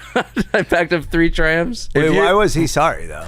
He probably thought I was Because he's a someone important. universal They think you're worker, famous, and he's got to be nice, and he Doesn't know can. this guy is. Yeah, you're not allowed to have road rage when you're driving 200 people. Wow. All right, we got some other questions. But just quickly on Universal, if you're a tourist and you're coming out here, I think Universal Studios is a bit of fun. It's no Disneyland, but their Halloween is second to none. We haven't done it in a while. If you come out in October, go to their gotta do it Halloween. this year. We haven't done it in like It is 3 years. second to none. Well, I'm waiting for my son to get to an I age know, where he but wants to go. I can still do it. You got to do the VIP though, otherwise You wait 3 Urban hours. wildlife population. Famous animal was the mountain lion, but it had a name. Was Do you want the P22? name? I know what it is. Yeah. 22. Now, He's this dead. He was is what... tagged and he He walked did. in front of the camera all the time, didn't he? Correct. Some beautiful shots that you're like, how is that not staged? They got one like right by the Hollywood sign overlooking the city, and it's Yeah. like right after Headshot. sunset. But Blue like, hour. it's- Blue hour. Is that what it's? I never even heard that. But you're like this. You couldn't ask for a better. Yeah. It's so beautiful. But there's a new mountain lion Yeah. that they did tag. They They're said to for tag? years that P22 was because he was not stuck, but there was a highway he had to cross. They're going to build this new wildlife bridge. But they said for years he was waiting for a mate, and then he never found it because no other mountain lion. And now a female mountain lion has showed up in Griffith Park. Too late. I'm telling P22's dead. you, I saw one in Mount P26, Olympus. yeah. I saw one in Mount Olympus. And So they live in the mountains, I guess. Yeah. Mount Olympus, if you ever get to go, it's in one of the Elvis movies. I used to live up in Mount Olympus, and it's a fucking delight of a place. cool up there. Yeah, it's cool up there. The drive-through was invented. Jim said In and Out. Dude. Invented it in and out, 1948. Esther and Harry Snyder. Harry was a tinkerer. He saw the car changing the world, and he was like, listen, I'm going to have right off of the highway, because there still wasn't a freeway system, big high sign, which again sounds so normal now. Of course you do. But he wanted people to see it from the car and come through. But back then, people walked up and ate. And he was like, I'm going to have people eat in their car. And people thought they were nuts. Like, nobody's going to want to eat in their car. That's Yeah. crazy. So he tinkered in his garage. But they came up had with car the two-way hops already. People already ate in their car. But they ate and like stopped in their car. He Oh, yeah. invented like the drive-through concept of like take your car and then you're going to eat And it you while gotta you're keep driving moving. and seeing the open road. Yeah. Is that why the burger's in like a little sleeve? Yes, exactly. They still ask to Yeah. this day, are you eating in, is it You, to go? you use for go, or you eating it in your Yeah. car? And like sometimes you ever been to in and out and you're all by yourself, and like I've bought like 2 3x3s, right? Yeah. And they're like this. You eating this in your car, or are you taking it home? I'll have one in my car, and one's for someone that I'm taking it to. Because I don't want you to know that I'm eating 6 fucking patties. Is that your go-to, the 3x3, by the I way? love a 3x3 whole grilled onions. With everything else. So whole grill. Whole grilled onions means they don't cut them, slice them up. They keep them in circles. Yeah, that's fucking dope. Whole, and occasionally I add the banana peppers, the bell peppers. When they Just do the the whole chilies. when they do the whole grilled onions, how grilled do they go? Because they really like caramelize the regular ones. It's such a long drive through. Like you get your onions fresh. The other ones are sitting there for a bit. The whole I grilled think onion, that's and you what know I what the would do. good thing about the whole grilled onion is? Gives it a slight extra bite. Crunchy. Slight that extra texture bite. is so important. It's Give it a go. Give it a go. am, And I want to know what you think. Whole grilled's the best. Yeah, whole grilled onions. I'm looking for my perfect. I always change it up, but I always come back to just like the I've been through chopped 1,000 stuff. different options, Yeah. but the whole grilled onions is now my staple. Let's go. What now nationwide restaurant chain was founded in Glendale, California? Is it Panda Express? I didn't know if you would get that one because you don't eat there. Panda Express. How did you know that? I watched a documentary on the invention of orange chicken, and orange chicken was invented. Guys watch every fucking documentary. There I know was orange a chicken. documentary.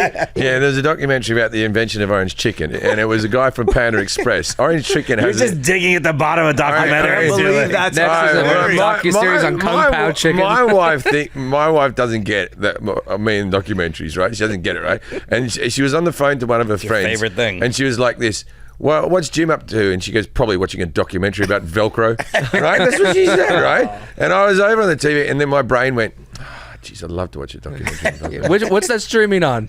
So, anyways, in the orange chicken documentary, they talk about Panda Yeah, Express. there's a guy. It was invented at Panda Express, and it has since been copied. And it is a flavor that really didn't get out of America. You don't really get orange chicken in Australia or anything like that. But it's an American Was it original. invented at Panda Express or Panda also, Inn? the American invention bro. is putting walnuts into Shrimp.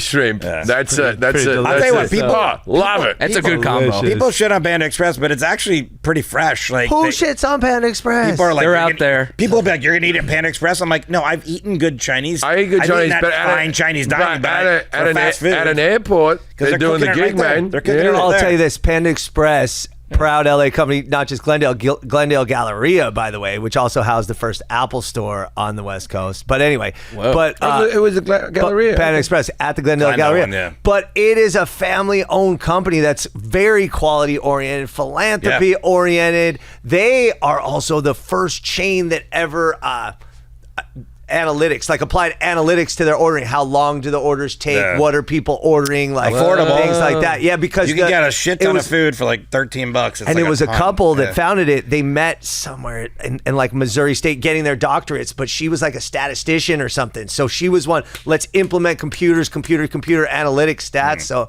I mean, Panda Express. I always get in before, like, so I go to Panda Express and I go, I'll have the honey shrimp with walnuts, or the walnut shrimp, which is the thing.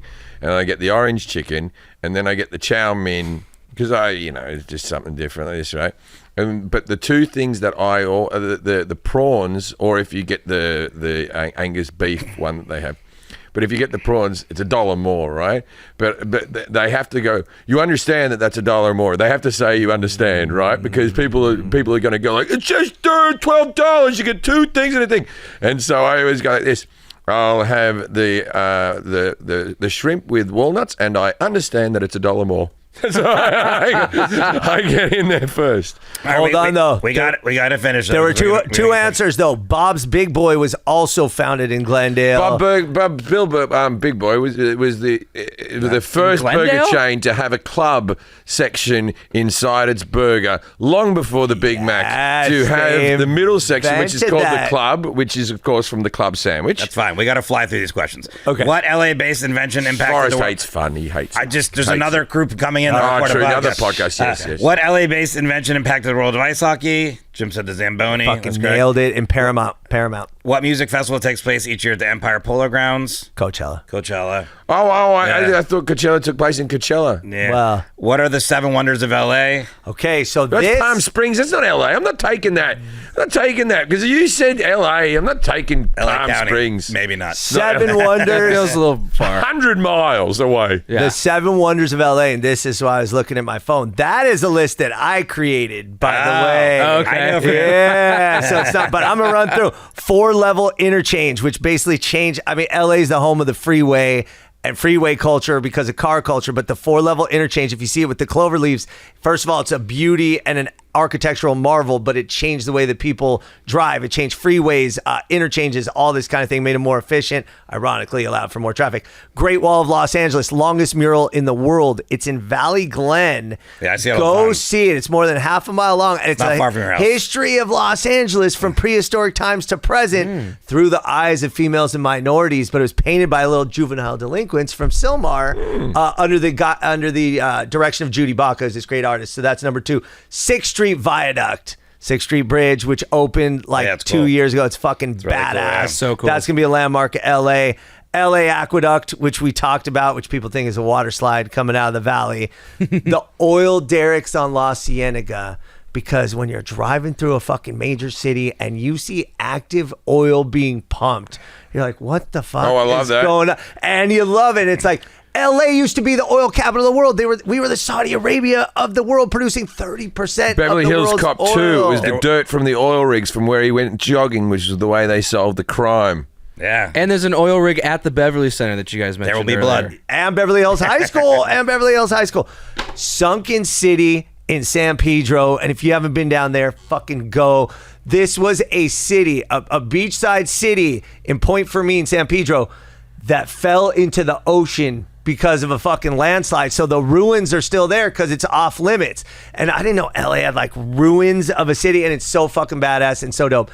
Last but not least, the Watts Towers, which are not only amazing, but Simon Rodia, one guy, created this thing out of basically scrap metal, bottle caps, marble, porcelain by hand, and they tried to tear it down and said it was again blight and a danger.